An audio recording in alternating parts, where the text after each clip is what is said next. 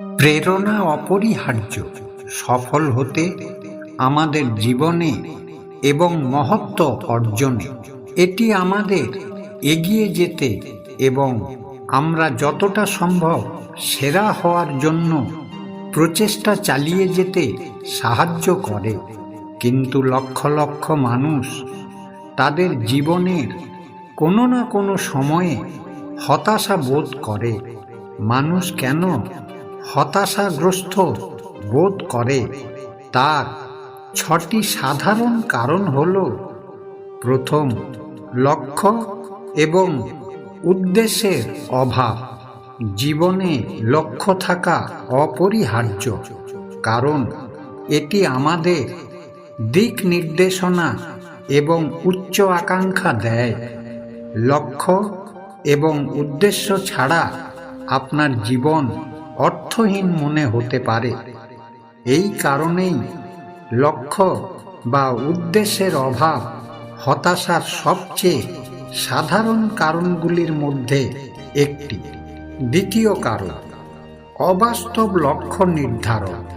যখন আপনি এমন লক্ষ্য নির্ধারণ করেন যা অর্জন করা খুব কঠিন বলে মনে হয়, তখন আপনি অভিভূত বোধ করবেন। আপনি হয়তো বুঝতে পারেন যে আপনি এটি অর্জন করতে পারবেন না, তাই আপনি চেষ্টা করার প্রেরণা হারিয়ে ফেলবেন। তৃতীয় কারণ, মনোযোগের অভাব।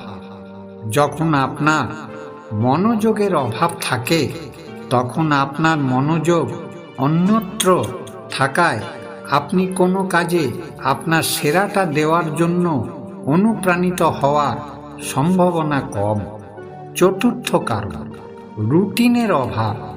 রুটিন অভ্যাস গড়ে তুলতে সাহায্য করে এবং লক্ষ্য অর্জনের জন্য ভালো অভ্যাস অপরিহার্য।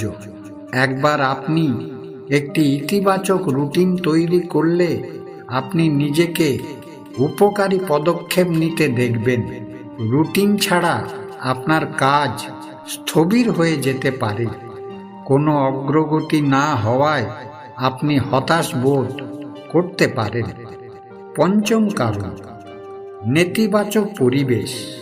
আপনার পরিবেশ, আপনার চারপাশের মানুষ সহ আপনার প্রেরণার উপর ব্যাপক প্রভাব ফেলে। একটি নেতিবাচক পরিবেশ আপনার শক্তি এবং প্রেরণাকে নিঃশেষ করে দিতে পারে। ষষ্ঠ কারণ, নিরাপত্তাহীনতা।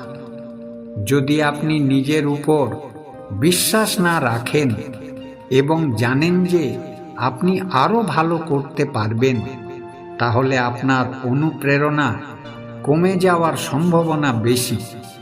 যখন আপনি নিরাপত্তাহীনতা এবং আত্মসন্দেহে ভরা থাকেন, তখন কোনো কাজ সম্পন্ন করা কঠিন।